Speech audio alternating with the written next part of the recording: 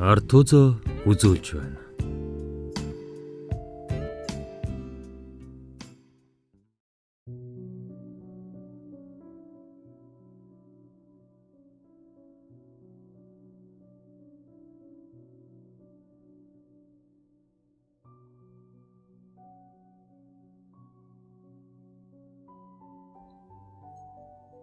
Наран гэрлийн оронгоо бүүж өдгөн харуулс бараан тэнгэрийг бүргсээр нэгэн тусганы чиглээд айсвэ. Зөрдмөр цагалгаан цагалж аимшигддуун тэнгэр чангаар гаслах шиг зүр үзэсэм сонсогдно. Эхний тусал досгоны захын хуучин сүрлэн байшингийн зонхоор хүүгийн хурж амжаагүй газар дээр нулимс болон буула. Үнтэй зэрэгцэн хүчтэй аянга цагхад бяцхан байшингийн доторх хэсэг зур тодрон хараглаа. Эртний хуучин модон ширээн дээр эмх замбраагүй хөвлөрөх хогновш энэ тэнд ботрон унсан модон сандлын зомгол өрөөгөөр нэг таржээ. Харин хүүгийн хэвдэж буй цонхон доорох орол арай эмх зэгцтэй байна уу гэмээр хэртэй саарл давуугаар чамбаа бүтэжээ. Аадрын хар үлс газар дэлхий залгсаар энэ бяцхан тосгоныг юу юуг нөмрөд авлаа. Дөрөвхөн тослон байсан бороо одоо хуйнгаар хасах мэт судгана. Онгорхон цогны дор хэвтэй хүү шалбан оржээ. Ингэрэн задгаад аавн цамц энэ тэндээ нөхөөстэй. Хүүхдийн гинэн төрх арилаагүй бяцхан хүүгийн баруун гарт ямар нэгэн юм атгаастай байх ажээ. Энэ явдал уг нь ингэж эхэлсэн юм. Ойн захад холын анжны нүдэнд ч өртгөөргөө бяцхан тосгон байдаг юм. Шинэхэн моддоор хашаага барин өтгөн сүрлээр дээврээ тортоцгоон. Зооны хурц наранд тосгоны байдал зэрэглээтэн холоос харахад яг л эрх хүүхдийн хааш яаш барьсан элсэн төглөм шиг харагдана. Хүмүүсийн хөвжөлтэй инээд хүүхдийн цангилсан дуу ойн чихтэй жимээ энэ газрын дуу хоолой. Ер нь энтхийн хүмүүс их аз жаргалтай амьдардаг. Өглөөд азарган дахин дуунаар сэрж үдэж тэнгэрийн оддыг тоолох дуртай. Тэгээд бас тэргэл сартай шүн их дүүдэг галаасаач хүүхэд өгчдгүй шөнжин бүжиж онцгоон гэж. Хоорондоо ч их хэвтэй, эв найртай. Хэн нэгэн тусламж хэрэгтэй үед зарим нь сайхан сэтгэлээсээ болоод хэтэргүүлж гээд байдаг талтай. Өнгөрсөн сарда нэгэн эрийн ихнэр нас баржээ. Ганцаар тач гонголсон хөрштэй санаан зовсон ир өөрийн 15 настай бяцхан өхнөө ихнэр болгоод өгчихсөн. Гэхдээ хадам ааваасаа нэлээд хидах шинхэн хүргэн хадам ээжтэйгээ илүү дотн байдаг гэсэн шүү. Иймэрхүү явдал энт юу ч биш. Тэд заримдаа тэмцээн тохиодог юм. Тойрог болон зогсчгоод тэнгэрийн оддыг хэн дөрүүлэн тоолж дуусгахаа үзнэ гэж. Энэ тоглоом бас өөр ингэсэн дөрөндтэй од давхар тоолохгүй, доог нь нэмж хийлэхгүй гих мэдчлэн. Ялагч нь их өндөр шагналтай, дөнгөж төрсөн хайн торон эзэн болно шүү дээ. Гэвч тэдний энэ сайхан амьдралд ганцхан айдаг зүйл бий. Энэ бол тэнгэр газрыг бүрсгэн аимшигт дуутай азарган бороо. Дэнгэрт борооны хар үлс хуралдаад эрэнгүүтэл өөр өөрийн байшиндаа ороод дагжин чичрээд сууцгаачхна. Хар үлс арилан нарны алтан цазраг эхний байшингийн давжаан дээр дусгадал тэдний толгой хаалганыхын цаанаас зугалцаж харагдана. Харин энэ тосгоны нэгэн хүл бусдаас огтур. Эндэр хизээч од тоолох тэмцээнд орж байгаагүй. Бас бороонд хачин их дуртай. Шиврэ бороо ширүүн бороо гэдэл тэнгэрээс унах дундас бүхний хайрладаг. Дозгорынхын түүнийг тэнийг хүүгэж хожалцгаана. Харин ганцхан ээж нь л үнтэй санал нийлдэггүй юм. Хүү үргэлжилж задгаа ингэртэй төмөн нөхөөс болсон дааван цамц өмснө. Дүүний хичнээн тэнийг гэж туудсан ч тэр тосгоныхондоо хайртай. Тосгоныхын ч дүүнийг хайрладаг. Магадгүй сайхан сэтгэлийн үрээнд соёож байдаг болохоор тэр визээ. Зоны орой нар шингийн үед ойн цоргодох тосгонд урт эрттэй давгаар бие ороож өргөсөн гартаа модон таяг барьсан 40 орчим насны зайлхаа онигон нүдтэй баруун шанаан дээр эрттэй зүлээс цэжүүлсэн нэлийн гүн зөрвтэй мөрөө хүртэл унжин хэртэж хэрэлдсэн үстэй нэгэн ирвэл ирлээ.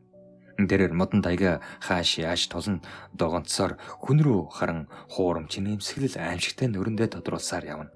Гэвч сайхан сэтгэл тосгоныхын ядар тойлдсон эрт хоол унд өгөн нутгийн сайхан зажлаар орон эртээ орлоо. Харин зочин хэдэн өдөр хоол идээгүй өсөглөн араатан шиг тавгтай хоол руу нүүр анан идэж гарлаа. Тэгээд жаахан гэдс ороод аян замын сониноос нутгийнх нь ярьж өгөө. Нэгэн бяцхан охиныг ээжтэй цуг өлөн араатны амнаас аварч байгаад өрөөсөн хөлөө бариулж доглон болжээ. Ингэж яриад аяга хийс авчулан хэн нэгэнтэй тололж байгаа мэд нүр үзүүлнэ. Тэгснэ төдөөдөлгүй тайвшраад шарсан махнаас өнгөлж гарлаа. Тэгээд яасан бэ? Цааш нь хэмээн сонирхолтой ирэнд дулаарсан хүмүүс дүүнийг амандах хоолой залгиугийн шахан байхад нь шавдуулна. Тоорон амттайхан махыг голын хүйтэн усаар даруулчаад өнөөхөр дахиад өөр түүх ярьж гарлаа. Бавгаан ичэнд 3 хонсон чонон зүрхтэй нүцгэн гараараа тололдсон гэдэл аль болох сонирхолтой шал дэмийн зүйлсийн тухай буурч байв. Энэ үед л өөдгөө эр тозгоныхан эдэрхийг энэн занг сайн гихчин судлаад авчээ. Таягтай эрийг ирсэн тэр өдөр би төөсартай баярын өдөр байв. Хүмүүс өдөг галаа тойрон дуулж бижигцгэн. Эцэст нь од тоолох тэмцээн эхлэв. Нэр энэ тэмцээнд хадам аваасаа нэлээд хэд ах хөргөн хүү төрүүлсэн шүү. Баярлсандаа хадам ээж нь хөргөнийхээ хошуун дээр нь хаалга хонгигчин үнсээд авсныг нуугаад яах вэ? Уг тэмцээнийг үзээд л таягтай эр өөрийн сансандаа хэлбархан хөрхөн хэмээн дотроо их л баяртай сууж байлаа. Төдөлгүй тэр өөрлөв нь нэгэн гинхэн бяцханууд төөнүүлэн ширтэж байгааг анзаарлаа. Тэр бүлэхэн нүдтэй харц долгорохгүй тулд шөнийн харанхуйд цог нь үсчин бай түүд галаас хар асалгасангүй. Гэтэл бас өөр нэгэн бүсгүй хүний инхри бүлэхэн харц хайрч эхлэв. Дүүд галаас ч илүүтэй төнүүлэн байгаа тэр харцнаас холдохын тулд аян замын урдад тоосон дарагдсан саарал даван цайжвчээ. Хэртэй бөхөр гараараа хуман барьж бие ороогоод доглон ир бослоо. Дэргэлстэй шөнийн бяцхан баяр модтын орой харагдаж үүрээр анхны дахиад донгодоход сая нэг юм өндөрлөлөө. Энэ үеэс хойш үйл явдал өрнөж эхэлсэн юм. Доглон эр тайгаа тулан хаацхан сар мод энэ дундор нь алга болсон тэр үеэр бүсгүй хүүгээ хөтөлсөөр байшин лугаа явжээ. Замдаа хүү ээж рүү хараад "Ээжээ, тэр хүнийг бид таньдаг уу?" гэж асуухад бүсгүй хөгийнхээ толгойг хилэн нэмсэглээд "Магадгүй" гэж хариулжээ. Бүсгүй яагаад ч юм тэгэхэд их л аз жаргалтай болчихсон байв. Маргааш өглөө хүү эртлэн босоод гаханы хашаан дээр гарч суулаа. Дэртээ уулын цаанаас залхуунаар аажмаар үндэ. Бас л нэг өтгөртөө өдөргөх шиг өөрийн бүрэнхий хөөж хөх тэнгэр өөд мацлаа. Нарны бүлээн элчинд нозорсон гахаанууд үе хүржигнэн сүүдэр бараадан хэвдэцгэн. Хүү гахааны хашаараа үсрэн ороод нэг юм дарган мэгдсэний сүүлнээс зуран авлаа. Айж тавьдсан мэгж муухай дугран хашаа торин гоохид шавхаан дээр чирэгдэн нэлээд зугаацж авсан хүү нэмсгэлэн босч ирэв. Энэ үед доглон эр тосгоныг сонирхон таниж явлаа. Хүмүүс түүнтэй илдэххэн мэндэлж зарим нь дөхөж ирэн яриа өднө. Шинэ хүн гэдэг тэдний хувьд 15-ны сартай шөнийг тэмцээн дээр шинэ одод олохоос ч илүү сонирхолтой. Тэр нэгэн жилийн шөнө Орсын азарган борооны дараах өглөө энэ тосгонд нэгэн эмэгтэй нийлх хүүгээ дагуулan ирсэн билээ. Түүнээс хойш дахин хэн чин тосгонд ирээгүй, хэн чин тосгоноос яваагүй. Тийм ч учраас доглон эр тэдэнд ер бусын сэтгэл төрүүлсэн мэдээж. Харин доглон эр энэ тосгоныг олж ирсэндээ тойлоос их баяртай байлаа. Эндээс л эд баялаг зөвлөж хөрөнгөжих боломжтойг зөн сон хэлээд байв. Ингээд л тэр бурхнаас сая мэрэгэн хүний дүр тоглож эхлэв. Дөөний хэлсэн болгонд тосгоныхан итгэж тэнгэрийн илчгмэн бишрэн шүтэж байв. Өнгөтэй, өөдтэй, гял цалгээд бүхэл зүйлсээ барин түнлүү гүйлдэцгэн. Энэ их хэд баялагийг хараад гуйлагчныхын зүрх цээжиндээ уулзан өнөөх мохоо сарун татвалзсан. Ер нь мэрэгэн хүний дүр тоглох нь түүнд их амархан байв. Гэн тэнийг хүмүүсээр хөршихэнд юм уу найзынхын тухай яриулчихна.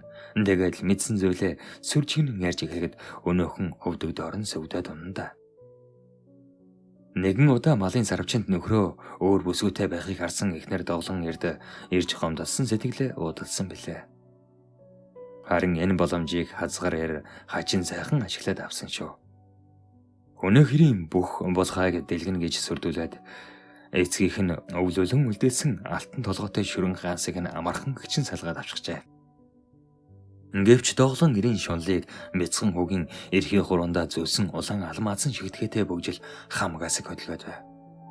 Хүү их ухаалаг болохоор түүнээс бөгжийг тийм амархан авчих боломжгүй билээ. Тиймээс огт өөр арга хэрэглэхээр шийджээ. Эхний азарган борооны дараагаас лосхоныхон борооноос өвгтлээ айдгийг мэддэг болжээ. Ингээд л хоёр дахь борооны үеэр өөрийн төлөөснөө хийж энэ тосгоноос явхаар шийдлээ.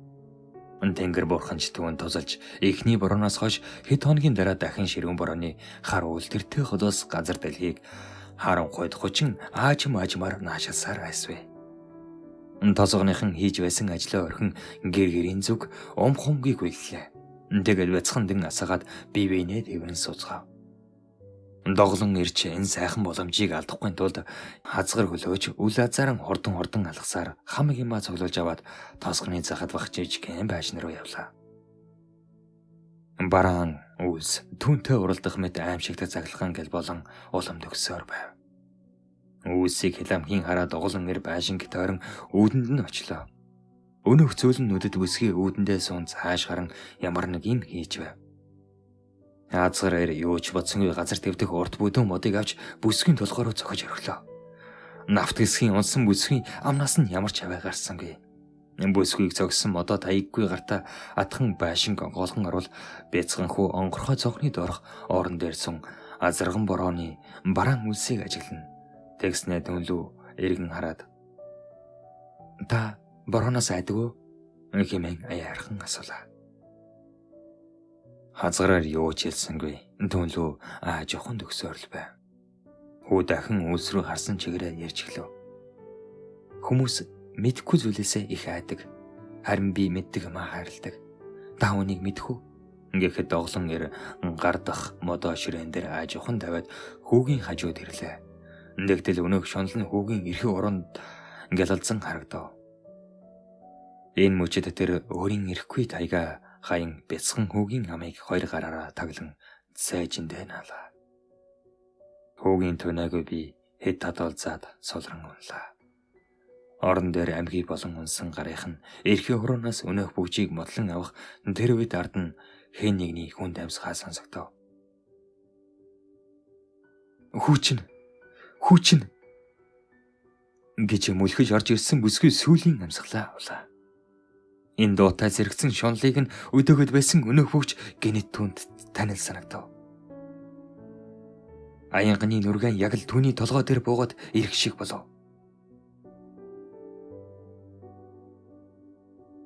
Энэ хорвоо дээр юу ч биднийг салахгүй. Би чамааг мэддэг. Тийм болохоор ч би чамааг хайрладаг. Чимийн борооны үлрэд дуртай. Ногоох модод сэтгэлийг чинь татдаг. Ураг шунжих үсээ баруун гараараа хойшлуулдаг. Зөвхөн баруун гараараа шүү. Харин зүүн гар чинь хамгаас хөөрхөн гэж хэлээд улаан өнгийн очир алмаазан бөгж зөөж өгсөн мэлээ. Энэ мөчөд дахин цаглагаан зохив. Тэр хоёр дахь удаага цахин авлаа.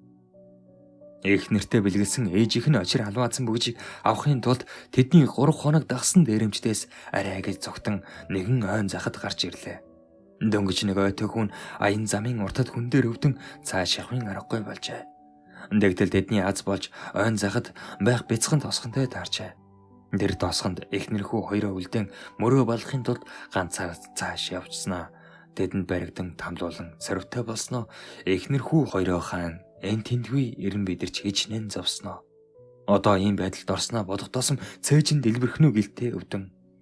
Тэнгэрийн дуутай холоо нийлүүнэн нэг хэсэг ухаангүй боллоо. Орны хэртэй бүтээлгийг нямбаа засаад хүүгээ эвтэйхэн хэвтэллээ. Тэгээд баруун гарт нь өнөөх бүгжээ атгуулан духан дээр нь үнэрлээд гүлий солирсон нүдээр газар хэвдэх эхнэр лүгээ харлаа. Энэ түүнийг хоёр гар дээрээ өргөн хазган сар баашингаас гарч аимшиг тагцлыг авчирсан бараан үлсийг чиглэн алхлаа. Азарган бороо ойрцоор тосгоны захын хуучин сүрлэн байшингийн онгорхой цонхоор хүүгийн хөрч амжаагүй газар дээр нулимс болон булаа.